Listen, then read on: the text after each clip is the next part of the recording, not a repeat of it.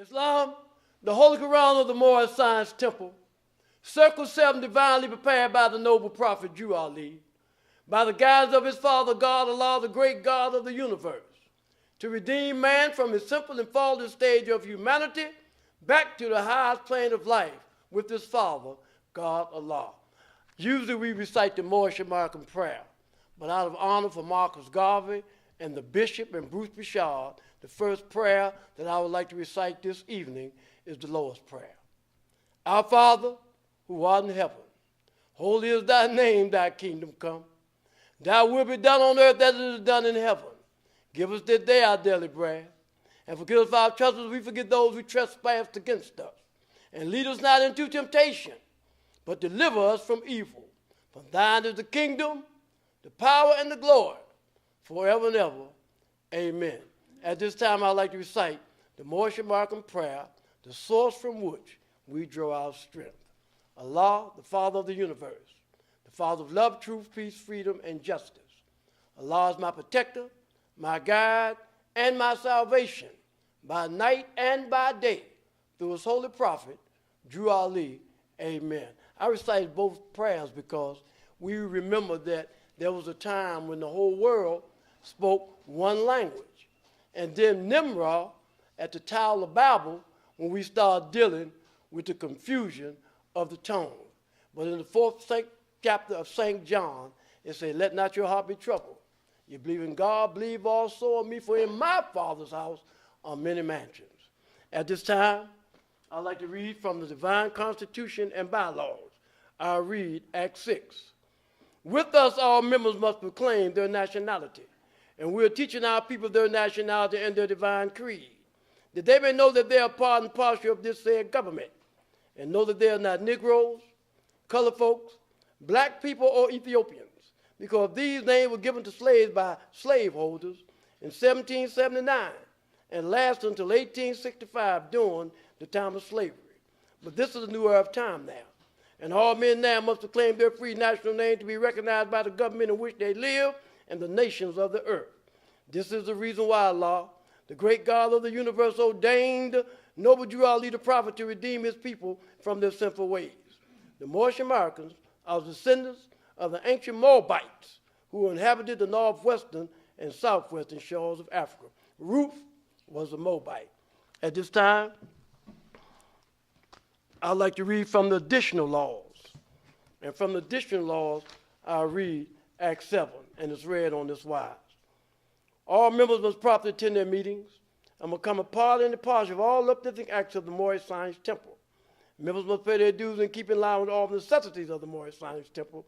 Then you are entitled to the name of faithful. Husband, you must support your wife and children.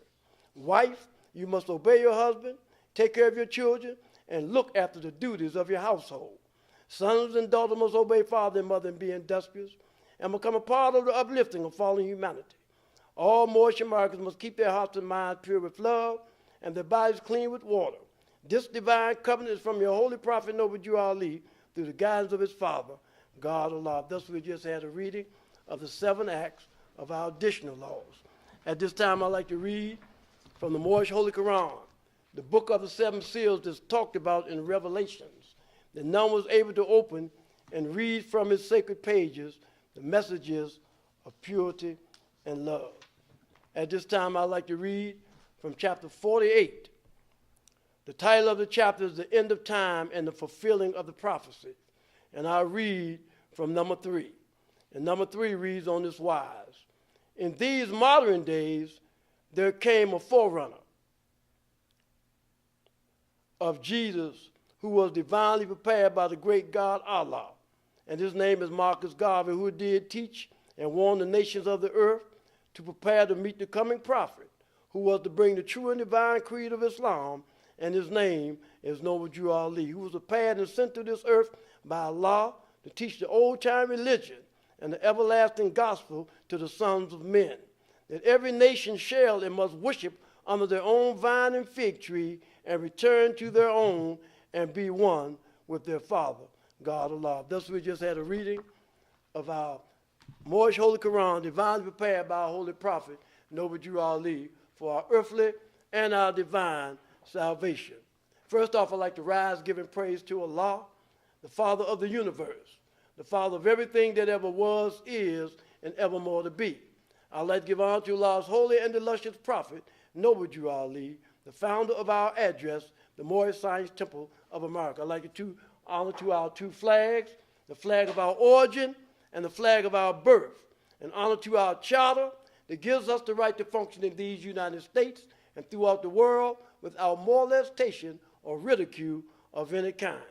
I'd like to give honor to all members. I'd like to give honor to all friends of distinction. I'd like to give honor to our honored speakers and guests this evening, and I'd like to give honor to all of those that have and will aid and assist us in this, our divine and gigantic mission, the uplifting of fallen humanity. Last but not least, I'd like to give a special honor to Temple 2 for their wills and their ways. Now, indeed, it's an honor, a pleasure, moreover a duty, to be able to come before those that's at the sound of my voice to talk about a brother. We want to talk about the brother whose name is Marcus Mosiah Garvey.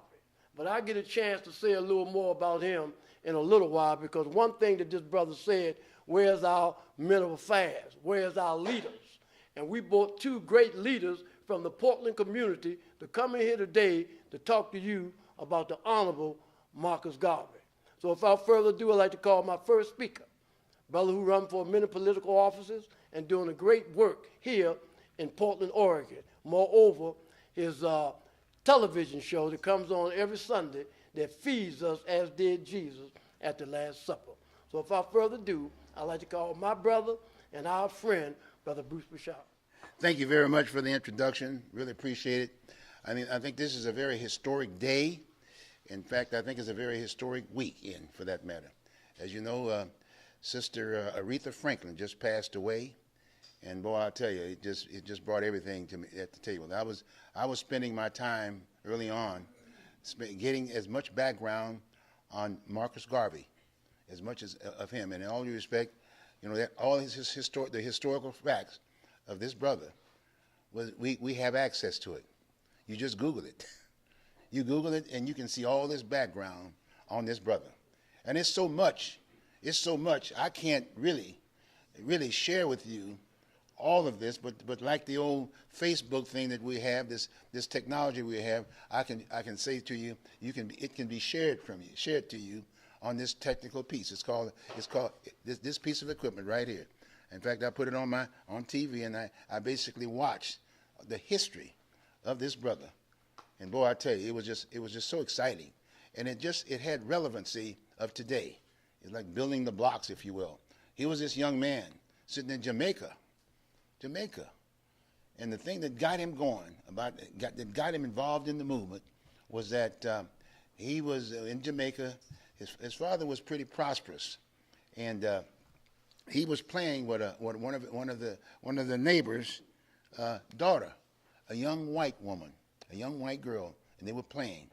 And then as time went on, they got a little older, and all of a sudden, this gentleman told his daughter, because he was waiting for her one day, and told his daughter that, look here, you can't be playing with that nigger anymore. And that changed his whole life. And then as I watched it, I could see how he developed in that leadership and how he had the enthusiasm to basically let the world know that the black skin, i.e., existed, that we existed, we were somebody. And I was just so excited. I watched it about 4 or 5 times. There were about 4 or 5 different elements about the piece, about when he was there and how he built his enthusiasm with a small group in Jamaica. And then from that point on, he felt some resistance, but then he started understanding what the world was about. He's understanding what the world about. And his dad was a scholar in his own right also, too. And then all of a sudden, he started reaching out. He went to Europe. He went all over the place. And wherever there was a black face, he spoke. Wherever there was a black face, he spoke. I'm giving you a fast study, but I want you to consider going and Googling it on YouTube. The history is there. I mean, it's just so much. You just won't have enough time. But the bottom line is that the idea is spend the time. Spend the time to look at that history. That history will tell you why and why the issues that we're dealing with today is so relevant. And what it will do, it will also represent to you, now you can relate, if you will, to the Farrakhan's of the world and the Marion Barriers of the world and the leaders that we've seen. I mean, the Jesse Jackson, the on and on and on. And then what you can do, you can fit in how we got to where we are today, sitting right here in the front of you, talking to this way. You can understand what and the enthusiasm that we had and how we were treated. And I thought about, there was one thing that was always on my mind, the divide. And again, I was thinking about Marcus Garvey along that particular line. The divide among us as blacks. Some of us are light, some of us are darker. And then I found, as a result of looking at a lot of this history of Marcus Garvey, there were other attachments in terms of, well, what about Africa, and how did that all happen? And then all of a sudden, I'm into this India where all of a sudden the chiefs were selling slaves, i.e., other blacks, Africans, to the whites who were coming in for economic reasons, to pick up these brothers and sisters and whatever and take them to this new country called America to develop it. It was an economic reason. Then I said to myself, well, now, wait a minute then. But then they brought something else out there. That history was something else. That other history was that, okay, fine. Here's a way, one of the ways of why folks were some a little lighter than others. Because what happened, then I found something else in that end of it. The idea is there was the Jewish people. They basically had the money. They bought the ships, and they hired the crew to be sent back to pick up the slaves. And the crew was naturally all white. And when they basically was putting them in the ship aspect of it, the ship captain would set aside young black women to be on the ship for himself. And then they set aside some more black women for the crew. And then they were brought here to this country, to America. And then when they were sold, many of these young women were pregnant. And in all due respect, they were a little lighter maybe. But then when they were bidded out, guess who basically made the big house? That's what happened. Now that's what I got out of it. I mean, there are all sorts of historians and whatever. But the fact of the matter is, it was a business. The Jews had the money. They bought the ship. They had the crew.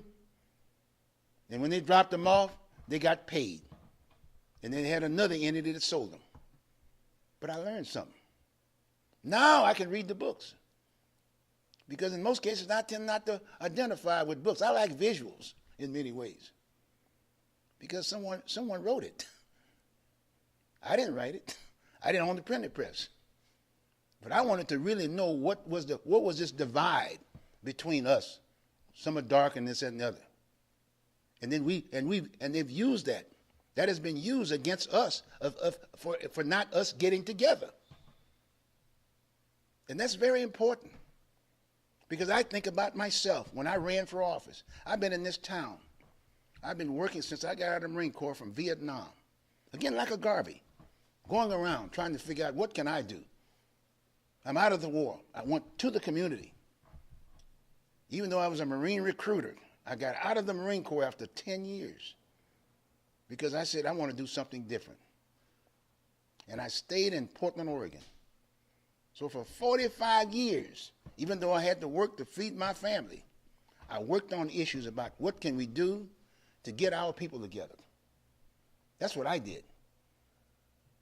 And so, you know, and I think about what gave me the strength, if you will, to continue moving on despite the resentment from my own people. My own people. What gets me up in the morning to go do a show every Sunday and to try to educate? Why do I bring all these other folks on the show, the senators and the white senators and this, that, and the other? I'm trying to educate my people. It's so important. But the divide, just like I said, regularly, like Marcus, that's what he was. He was running all over trying to put people together. And how some of our own people, the organizations that you hear today, that was trying to put him down. Then I heard about J. Edgar Hoover. I heard about Du Bois. I saw Du Bois and how he related to that whole piece. See, so my point is that, now don't get me wrong now, that's our history. I can sit down here and cry about it, but that's not going to help us today. We got to take all of this wisdom that we have, all this hard fight that we had to fight to come here, and every day we're fighting. And we just got to stand up and be proud. We are the kings and queens. We are the leaders. We just have to express it. That's all. And the other thing I'll say, and that's the same thing about Marcus Garvey. When he went to an area, I mean, he stood tall. He says, I'm here. He understood what the system was all about. He understood what real estate was about. He understood what business was about. And when I saw these pictures from New York, and from the standpoint that all of a sudden the folks would say, gee whiz, we want to travel. We made a couple of bucks or whatever. And I saw the march. I saw all these black folks in New York marching for Marcus Garvey. With Marcus, it's one man. And he was doing this all by himself. I said, how was he able to attract? It was a timely thing, but he needed help. He needed support. The ministry didn't even support him. The NAACP didn't support him. The Urban League didn't support him. These were all hand-picked Negroes. I'll be straight up with you. And again, I'm an example. I'm here in Portland, Oregon. I ran for office. Not any one of those organizations reached out to me and said, Mr. Broussard, we'd like for you to come and talk to our group. But I was a vice president at one point in time with the NAACP. I knew where the urban leagues were. I built a senior citizen complex. I'm not trying to brag about myself. My point is that somebody was looking out for me, because just like they were looking out to Marcus, he had a mission. And here we are now trying to talk about him. But what we're talking about is what he did. That's the key. And that's what I do. That's what I do on an ongoing day every Sunday. So I'm so thankful that Bey and the group, the Moors, and I think about the Moors, and et cetera, about all the land. I mean, that's so much to be done. But my point is that learn your history. Learn your history. It's very, very important that we be involved and that we do get together. And to the majority community, don't fear us, because we are here too. That's why I wear this tie, and I wear it very bravely. My great-great-grandfather was in the Union Army. President Abraham Lincoln. We fought in the Civil War, and he gave them, if you will, a uniform and an assault weapon. I got in the Marine Corps. When I got out of the Marine Corps, when I got out of boot camp, they gave me a uniform and an assault weapon, and I'm gonna keep it. Okay? So what do you think the first thing I did when I got out of the Marine Corps? I went and joined the NRA to make sure I keep it. I'm a lifetime member. So we got issues, but we got to be together. That's why this man is so great. And we've got our leaders. Like I said, I was on my deck today basically playing Aretha, the top 10 songs of Aretha Franklin. That was history. That was American history. Oh, you just listen, because it was always about the singing and this, that, and the other in the old days, right? The slaves and whatever. That's how we communicated. But I'm just saying, it was just an appreciation. So I'm just a beginning. I was in first grade this morning. I was sitting on my deck. I was going to school, listening to that history.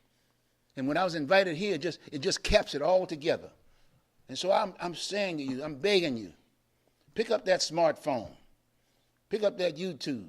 Google this man's name. All you do is just Google Marcus Garvey, and you'll get that history. And Google the other black leaders. But make sure you can relate to that. And then bring that back home and get together. Spend the time. Spend the time to understand who you are. And this country is yours just as it is anyone else. I'm not a minority.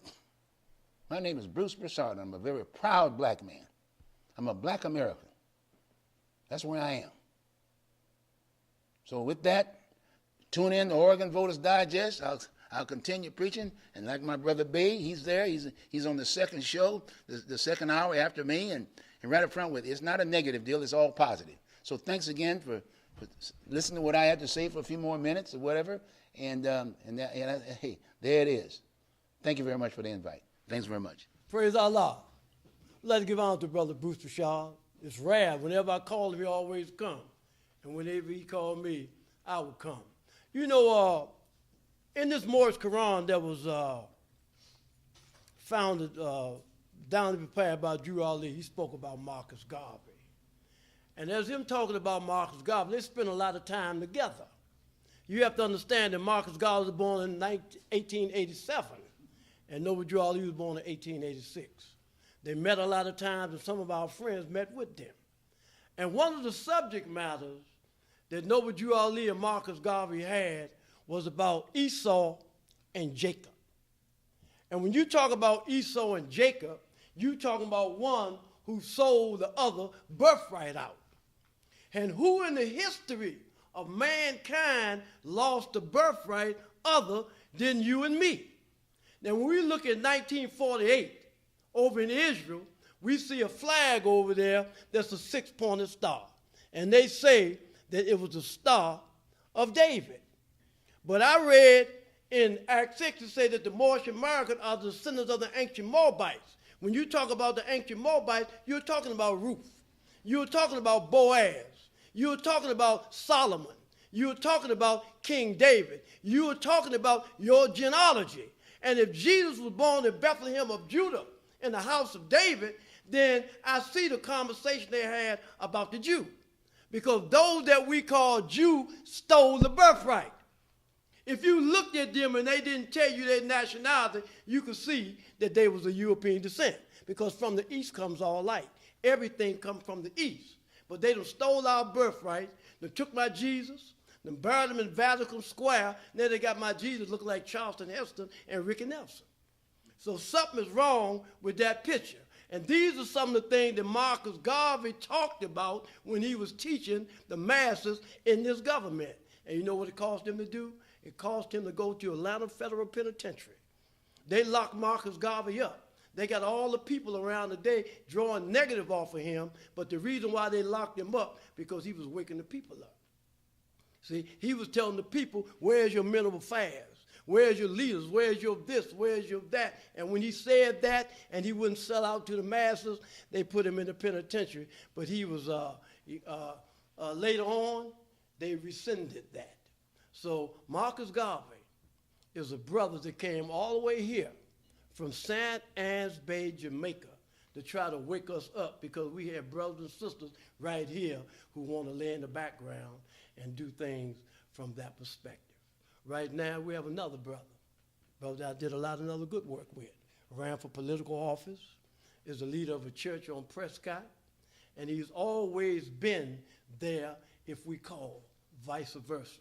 So without further ado, I'd like to call my brother and my friend. Matter of fact, his mother runs the Eastern Star here in Portland, Oregon, and he's one of the ones that run the Masons.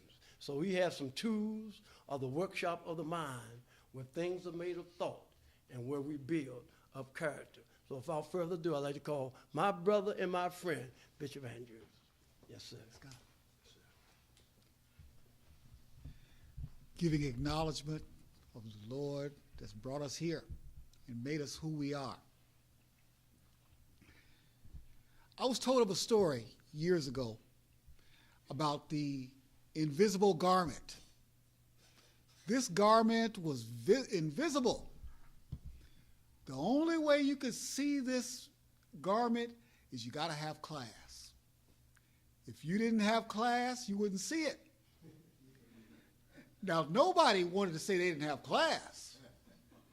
So these two shysters had came to a king and said, I got the best garment that you ever have. But the only way you could see it is you got class. And they, yeah, it's nice. It's nice. He said, see how it is? And they would all be convinced. And everybody was saying they see it. What a beautiful garment it is. Because nobody wanted to say they didn't have class. And so he said, so these two shysters said, I'm going to make a garment for you that's so beautiful it won't be matched. And it'll cost umpteen $1 million, but yours will be the best. So the king said, yes, make it, and it's going to be better than anybody. So they went to the ritual of playing like they putting together and sewing together this garment, and he couldn't see it, but he was saying he saw it. And everybody that saw him working and said, oh, what a fine garment. What a fine garment. So then finally, they got their money together, and they came to him and got their money, and they presented this garment to him. And so he went going through the courtyard, naked. But yet he telling everybody, I'm wearing the finest garment that's ever been made. I'm wearing the finest garment that ever been made. And everybody around going, oh, yeah, it's nice. Look how beautiful, look how it's draped and all this kind of stuff. And then finally a little boy said, the king is naked. He ain't got no clothes on. And finally when the king looked at him and knew that the boy wasn't lying, he realized that he was naked. And everybody was shaved. I thought about that when I was listening to what Marcus Garvey was saying all this time. He was trying to sell us loving ourselves. But we were wearing these garments that said something else. In the church world, y'all know, if you ever want to see how naked some of us are, some Christians, I'll have to admit, will talk about they so spiritual because they got the garment on. Now, their moral life is raggedy, but they'll say if you were spiritual, you would see it. You would know I'm a holy roller. If you knew, you would see that I'm spiritual. The fact that I don't live the way the life talks about in the scriptures, if you had this garment on, you'll see it. And we got folks that live raggedy lives. But they'll tell you, if you had the garment on, you'll see it. And the reason you don't see it is because you ain't got the garment on.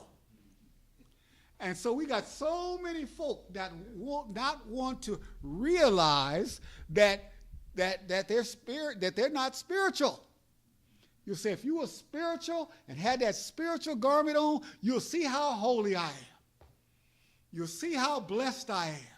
You'll see how spiritual I am. I'm appalled at some of these movie preachers that are talking. I listened to one preacher talking about people gossiping and talking about how popular he is, and said that he got four airplanes. He said, why they talking about me? I only got one, but everybody talking about I got 4. If you were spiritual, you'd see how spiritual I am. And then you got folk that's living some pretty raggedy lives. You know how they are. I don't want to talk about what our moral concept is, but I went to one of our religious organizations.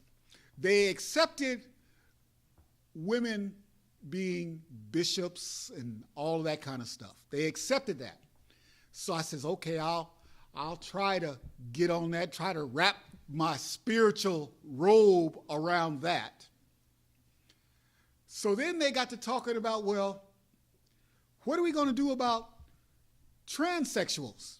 Somebody who used to be Adam, but now he's Eve now. How are we going to accept them? Let me put on the spiritual outfit, and I'll be able to see it. If you were spiritual, you'll see it.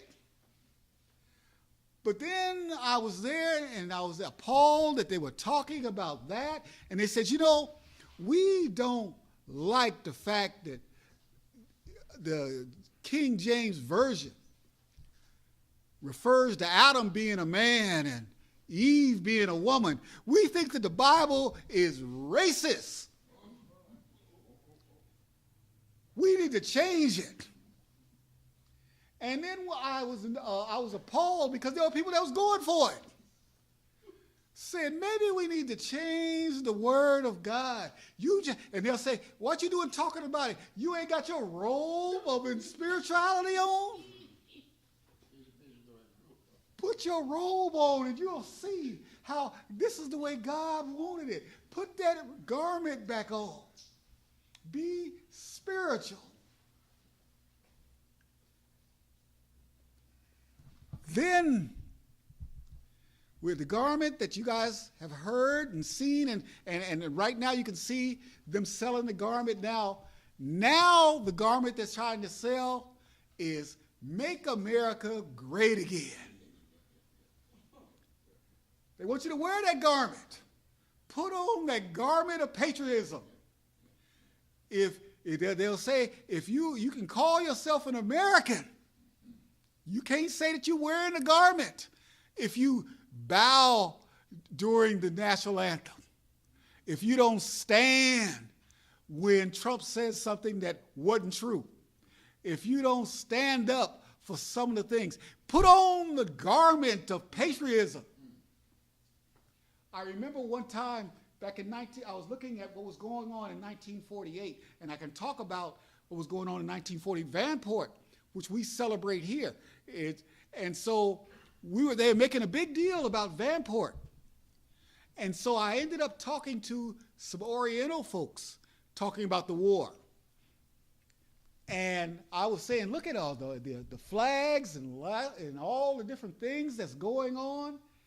And this lady had to tell me, all I remember is my grandmother was in the concentration camp right there at the expo. That's all she remembers. So while we're applauding how great America was, she says, I can say that my grandmother slept here. And I had all of my property taken away from me. And I was put in a concentration camp right here. And so this invisible garment is being put on us every time something comes upon us. Every time there's opposition that comes upon us, every time that something doesn't work right or act right, they'll say, put on this garment and you'll see it. Or they'll say, you don't see it because you don't have the garment. Every now and then I see number 45 do his State of the Union. And he'll make proclamations on things he didn't have nothing to do with. But if you don't stand up and applaud him at the time that he said it, then you don't have the garment of patriotism. Now I come to Marcus Garvey. Marcus Garvey talked early in the days, as I was listening to some of his speeches, was talking about patriotism doesn't evolve in this society. It starts out with you. Unity starts out within you. You being great start out with what you do to help yourself. You will be able to, it's not the fact that you don't see it around, but you're naked. And as long as we are naked, we're going to do things like, I love my brother Brashard. He's been beating the bushes for years. Right. How someone can come in from another city, from another state, and know nothing about what's going on here, and all of a sudden got all the answers. It's only because they have a garment that can't nobody see. And they'll say, you ain't spiritual. You don't have class. If you had it, you'll see it. But I'm letting you know that even a child can see when you're naked, even a child. I have a dog that I took to the dog trainer, and asked the dog trainer, he said, what you want your dog to do? And I said, well, I want to go to the coffee shop and sit down and drink coffee and have my dog sit right there. Because I want to do this. I even said, this is what white folks do. They can go to a coffee shop and drink coffee and the dog sit right there. And he said, well, there's some basic things I'm going to teach him. First, I'm going to teach your dog not to take food from nobody but you. Because somebody will poison your dog. And because they'll poison your dog, we don't want your dog to take no food from nobody else. And then we got to teach them not to follow any commands from nobody but you. So I had a guy who thought he could train the dog. He gonna train my dog. And every time he would bark out a command at the dog would look back and sit there. And he'd bark out another command, and the dog would look at him, and then he got frustrated. He said, your dog don't know how to do nothing. I said, no, he knows how to do a lot of stuff, but he ain't going to do nothing unless I tell him. So it is with us. We need to be adhered to what the dog knows. We got people that are talking to us that aren't looking in our favor and not telling us what's right. And as Marcus Garvey was trying to lead us at the time, he was saying, this is what the truth is. Don't listen to all these other folk. Just adhere to what I'm saying. And let us not wear that invisible garment. Because if you're wearing the garment, you're still naked. All right, I'll turn our hands over to the sheep. Praise Allah. We'd like to give honor to the bishop. You know, when the bishop was talking about putting on certain type of clothes, it reminded me of Ephesians 6:12. Because in Ephesians 6:12, it talks about putting on the whole armor of God. But when we talk about putting on the whole armor of God, we're talking about the fruits of the Spirit. Yes. And if you don't have the fruits of the Spirit on, then you're naked. There you go. And they're going to see you because we're talking about the naked truth. Now, Marcus Garvey, every time you see a car coming down the street and on the tires it might have Firestone. And the reason why you see Firestone is because there was a nation in Africa called Liberia. And Liberia was a nation that came from the United States. The slaves here in America went to Liberia because they wanted to live there. So Marcus Garvey had went to Liberia and sit down and talk to the leaders there and say, what I want to do is, I have some ships, I have all these different organizations. We want to start bringing the brothers and sisters here in Africa, in America, back to Africa. They agreed.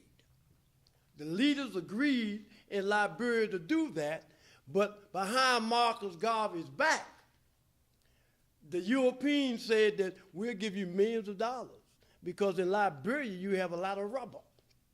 Instead of letting Marcus Garvey come, we'll give you millions of dollars and take some of this rubber and y'all be really above water. And they done that, so they denied Marcus Garvey. So not only did the NAACP and everybody else deny Marcus Garvey, we denied him ourselves. We say before the crop 3 times, you're going to be denied. And that's what transpired with Marcus Garvey. He was already born in St. Anne's Bay, Jamaica. He already had a nationality. So when you begin to talk about the red, black, and green flag, that had nothing to do with his origin. That had nothing to do with his birth. The red, black, and green flag had a lot to do with his organization, the UNIA. Now we have our last speaker, one of the youngest brothers in the temple, brothers in charge of our security, have a lot to say. and he's upcoming. And I'd like to give honor to our Captain Mufti, who's getting ready to come before you as the last speaker, Brother Thompson-Bey. Islam. I'd like to give honor to everything the chairman gave honors to, and I'd like to give honor to each and every one of you. Today I'm just going to camelback on some of the things I heard. In the Moorish Science Temple, we don't piggyback, we camelback. Camel's the most blessed animal. Marcus Garvey. Marcus Garvey was the forerunner to our prophet, Noble Drew Ali. He, just like John the Baptist for Jesus, he came here preparing the way. Let me give you a definition of forerunner. Forerunner, one that proceeds as in time, one that provides advance notice the coming of other, a harbinger. Yeah. Marcus Garvey was a Jamaican who was a Christian, and he had the two things that separated the Americans here. And they were the Americans here that was known as Negroes, blacks, and colors.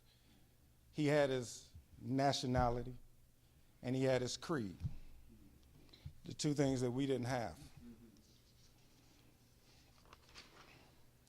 But he did understand the one thing that we did need was to unite.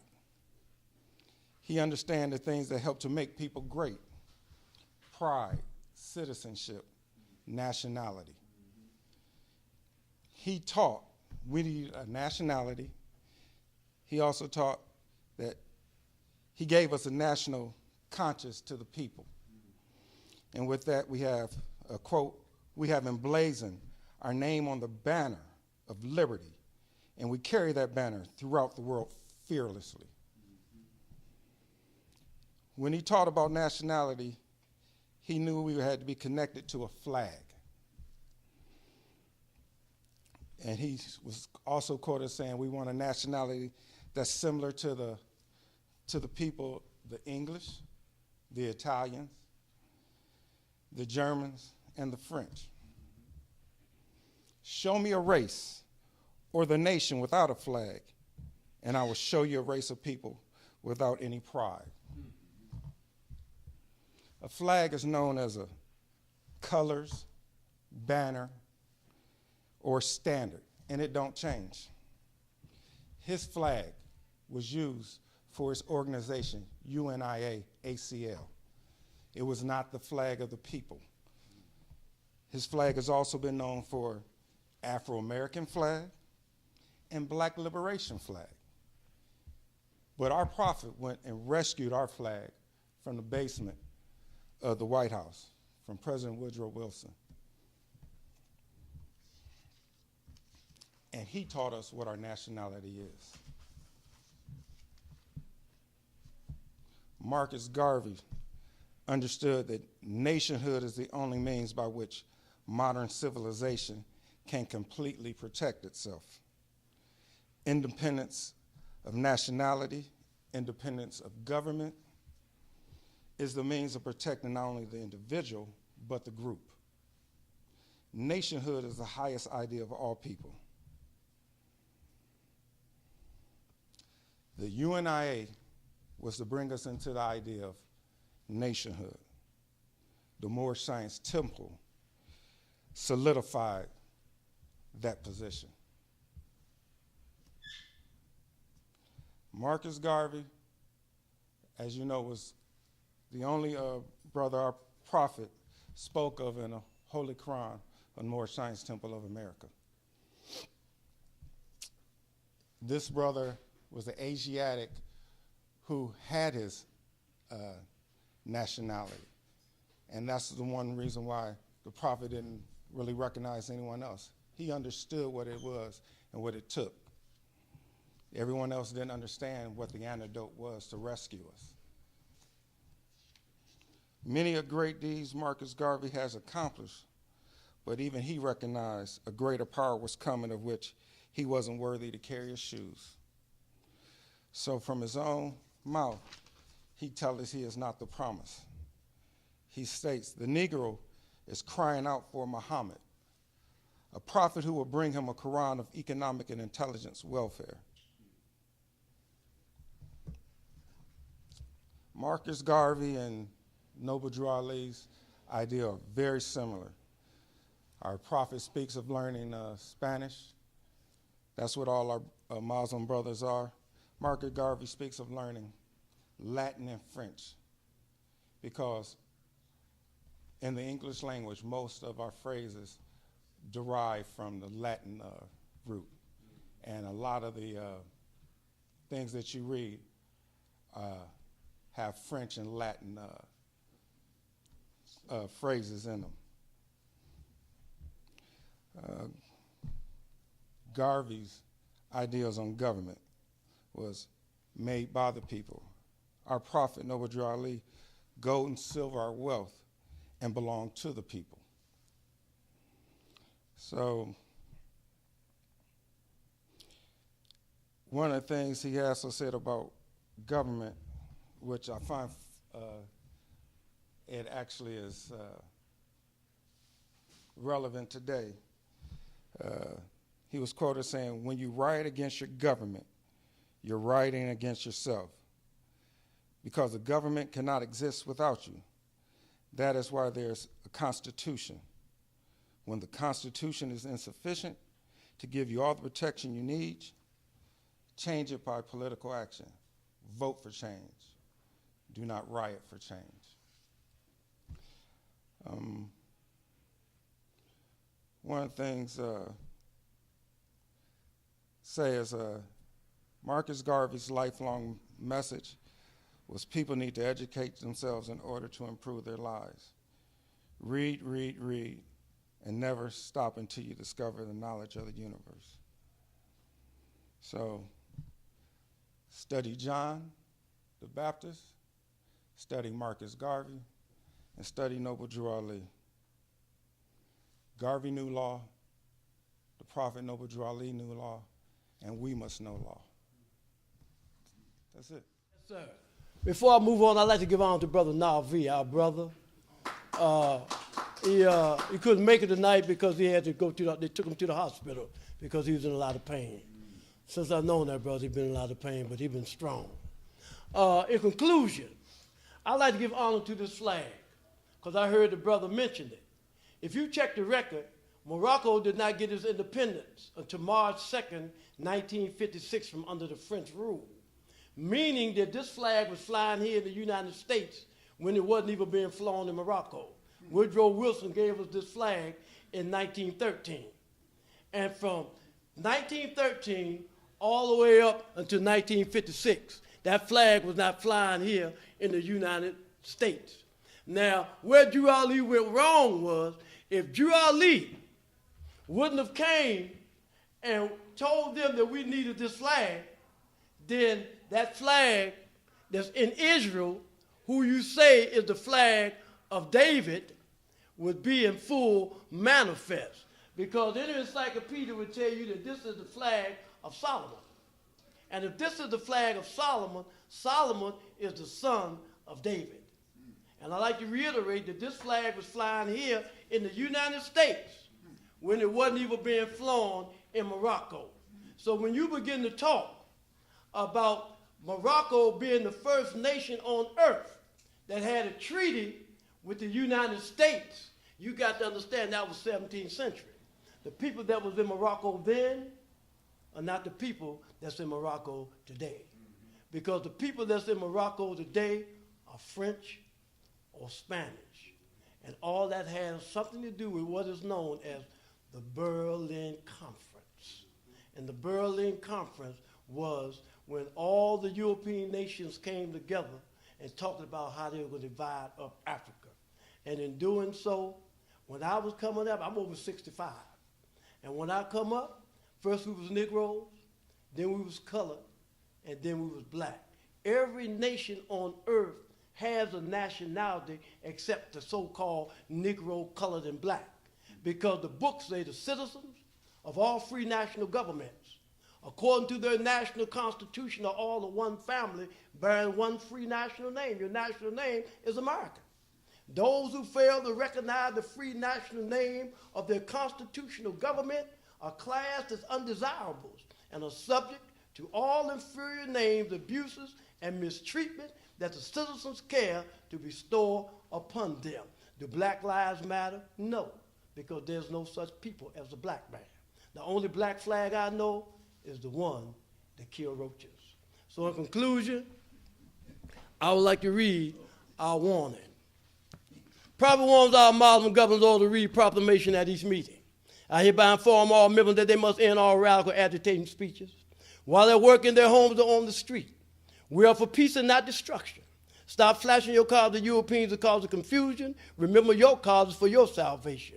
Fail to obey these orders will be of severe consequence. We are for love, truth, peace, and freedom. And when these principles are violated, justice then must take its course. Any member or group of members hold malicious feelings toward the temple or the prophet, or violate the divine covenant of the Moorish movement, will receive their reward from Allah for their unjust deeds. All true Moors will and must obey the laws laid down to them by their prophet.